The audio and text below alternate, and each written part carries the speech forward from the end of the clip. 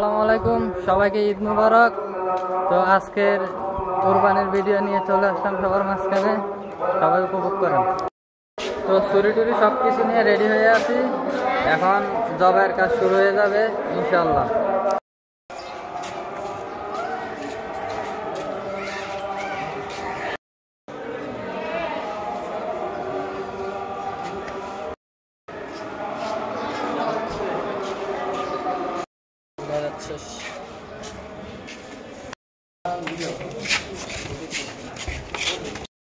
সাইডে সাইডে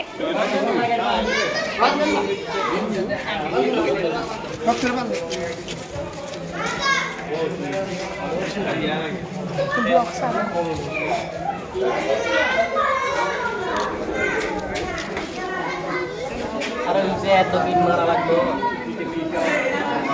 বল লাগছে